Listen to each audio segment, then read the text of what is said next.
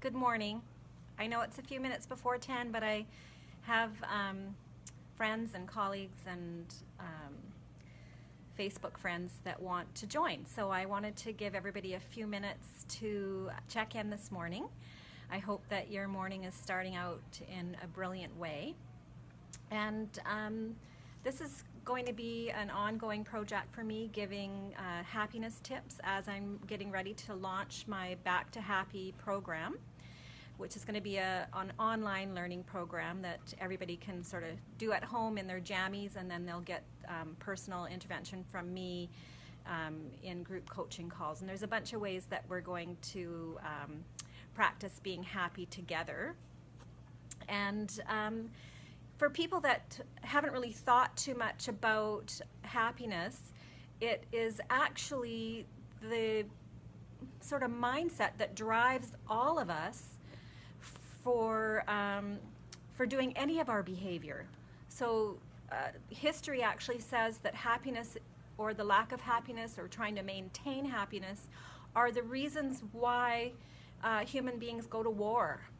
So that's pretty significant when you think of the destruction of war. But people are willing to fight for it. Oh, there goes my doggy. So hopefully that won't last long, sorry. So there's a lot of other stats that have to do with happiness. And happy people are 10 times less likely to be sick. So that's pretty cool because it actually changes our biology. So happiness and positivity have the ability to create the physiology within our bodies, and positivity and happiness creates positive physiology. So we just overall are healthier. And you know, when you've had a stressful day, you're more likely to get a cold or have the flu or whatever. But there's quite a lot of happiness statistics that I could share. If you're in sales, then if you're a happy person, you're 37% more likely to have better sales. You're 12% more productive. And if you're working with other people, your performance will be 20% higher than people that are less happy. And this goes on to some more serious statistics about maybe installing some happiness habits for our children, because 70% of teens are chronically stressed, and it becomes really, really scary statistics in that 15% of children have actually thought about committing suicide, and it's the third leading cause of death for children between the ages of 10 to young adults at the age of 24.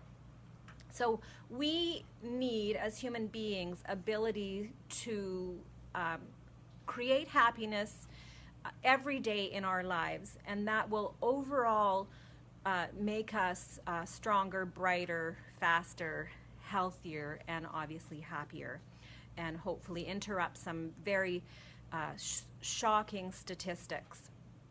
So one of the things that I wanted to say today is the power of positivity is nothing new. You know, you hear great speakers like the Dalai Lama talk about the whole benefits of happiness, and countries like Bhutan that are making, thanks for joining, Debbie. I see that you're online, so that's great. So I'm just you know, reviewing some scary statistics about the lack of happiness in society. Even though Canadians are considered more happy than a lot of places around the world, Vancouver, which is such an incredibly beautiful city, is considered one of the least happy places on the planet. So you kind of wonder, when people have such a great you know, lifestyle with the water and the ocean and the activities and the beautiful climate, how they can still be less happy than other places in the world. And there's a bunch of things that go into that. But where I want to install happiness habits in myself and in my clients is that you yourself are the key to your future and your happiness. And if you listen to Sean Anker, who has a PhD in psychology and talks about happiness and has written several books on happiness, he talks about happiness being in the core, meaning that we're responsible for ourselves, and what happens around us we don't have control over. So we must always be strong from the core. And I think that's the biggest thing that we can teach ourselves, is that we ourselves can remain happy no matter what is happening around us. So human beings have a remarkable ability over hundreds of thousands of years of adaptation and resilience to survive. And happiness becomes a survival skill, just like resilience is.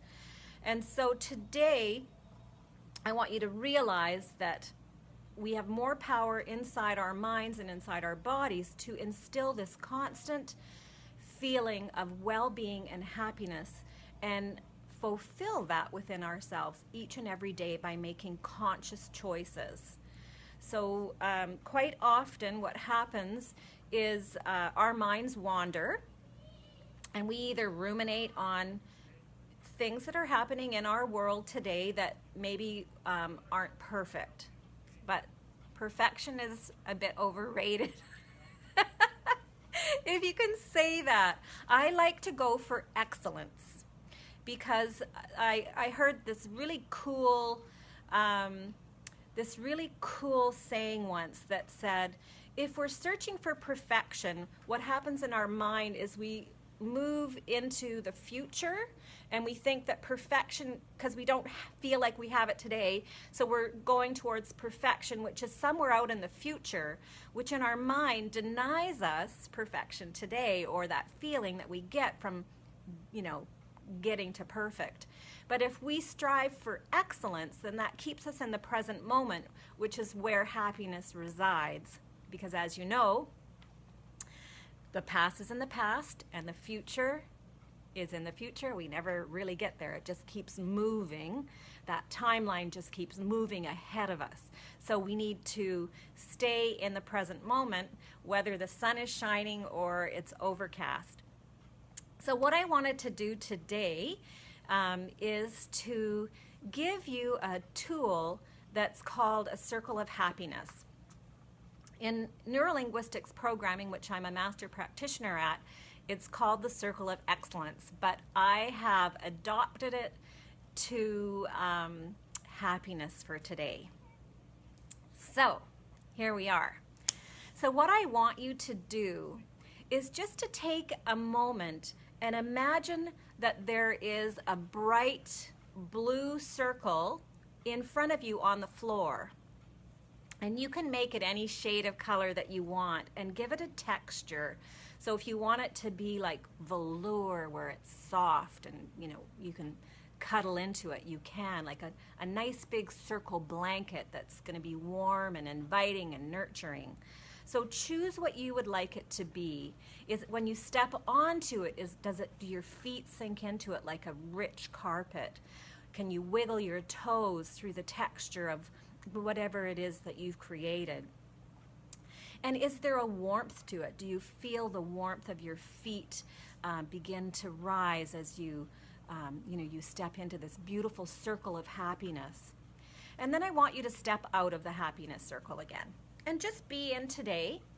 Happiness isn't ignoring what is going on in life today. It's finding the moments of happiness within it. So happiness isn't rose-colored glasses, where you can't see through and actually, you don't want to ignore what's going on. You want to be able to move through it in a way that you choose to and still remain happy. So the next thing that I want you to take a look at is I want you to raise your right hand, and I want you to take your right thumb and press it to your baby finger so that it makes contact. And you can feel the contact of your thumb against your baby finger, and possibly, again, you can feel the warmth of your body at that point and tension. So just feel how that feels for you. And this is going to be what we call an anchor. So when we anchor something into our subconscious mind, it can be a tool that we can use later to bring back those same feelings. So we're going to anchor happiness by pressing our thumb and our forefinger together. And at different points during today's session, I'm going to ask you to do that as you step into your happiness circle. So we've got the two things. We've got the circle that's on the floor in front of you. In all of your imagination, you can choose the color, the texture, the warmth, the depth. Maybe your circle comes all the way up around you, and so that you're in a globe. It's your choice, and you can flush that out as much as you can, because what our brains do with that is it creates an image. And that's how our subconscious brain learns the best. If we give it a color and a shape and a texture, and possibly there's even a smell, like maybe it's a bed of roses and you can smell that favorite aroma of a beautiful rose. The more senses, sight, sound, taste, hearing, feeling that you put into this circle, the greater your subconscious brain will absorb it. And then here's your anchor. Your right thumb to your right baby finger. And you're going to press them together. So I'm going to step away from the camera and I'm going to allow you to enjoy my beautiful view. We're on the Sunshine Coast of Canada, which is, this is in specifically Malaspina Strait. And I am very fortunate to live here, and so I would like to share that with you. So enjoy today's session. This is called the Circle of Happiness, and you're going to be able to recreate this beautiful feeling within yourself anytime that you want. After we've done the session, you can recreate it by pressing this. So I'd love you to practice that throughout the day. And enjoy. Thank you for joining me. I will check back at the end of the session and see if there's any questions there for me.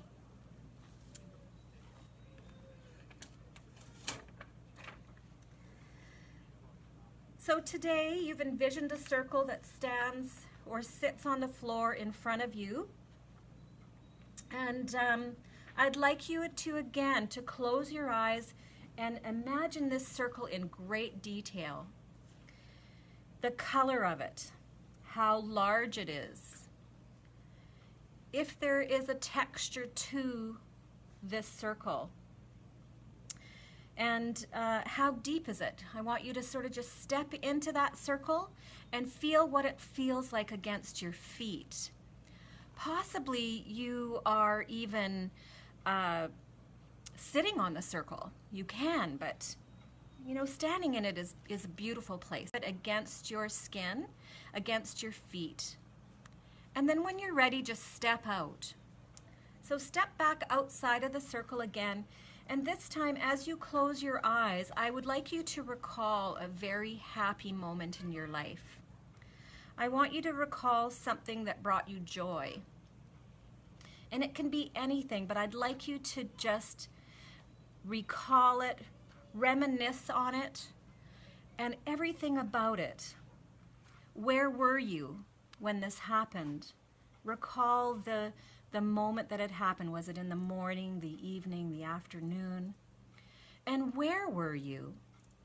What did it look like when you were experiencing this moment of joy? And how did you feel? Recall the sensations inside your body of the joyful moment. Were there sounds in the room, or were you outside? Were there other sounds within the area? Were there people talking, or was there music playing in the background? Remember everything about this joyful movement or moment. What else did you notice? What was the temperature of your body versus what was the temperature in the room or outside? Was there sun shining warmly upon your skin? What did you notice? And what did you taste? Were you enjoying a meal possibly? Or were you, was there food within the room? Is there aroma that you smell? Maybe you're lying on a bed of grass and it's the smell of the green grass. What colors were around you? Notice everything about this joyful moment.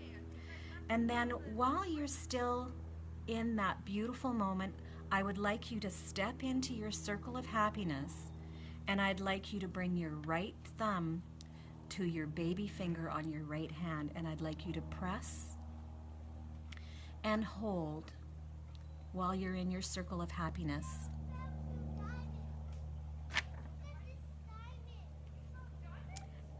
And now I'd like you to step out, release your thumb and forefinger, step out of your circle. And when you're ready, I'd like you to just step into the circle again, recall that joyful moment, and press your right thumb to your baby finger. And feel those beautiful thoughts once again enter your body, your heart, and your mind. And then when you're ready, you can step out, open your eyes, look around your space, re-enter the room, and then again, I want you to step into your circle and fully feel that, pressing your right thumb to your baby finger once again, and being in that state of joy, noticing all the moments about it, the color, the shapes around you, the aromas, the texture and the feeling that you're feeling right at this time.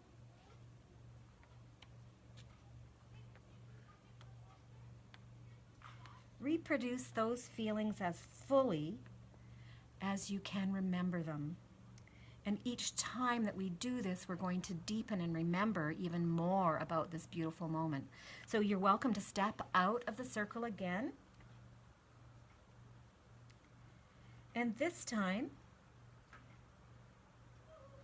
I'm going to get you to visualize it once more as you step into the circle. Again, anchoring this moment to your body by pressing your right thumb and your forefinger. Is there more that you remember about this moment? The intricacies of the people that you were with, if there was anyone.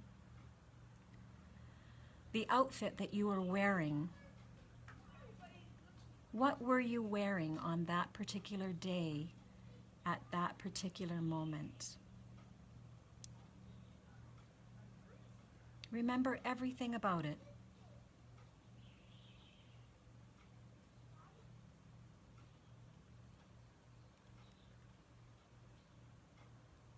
All right, wonderful. You're welcome to step out of the circle. And then throughout the day, you can test this on yourself.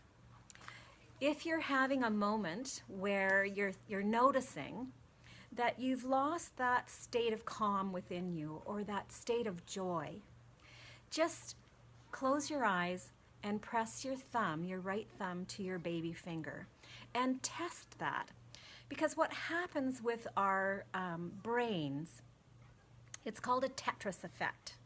And it's repeatable patterns that then ingrain themselves in our brain. So when we repeat something, it becomes a habit.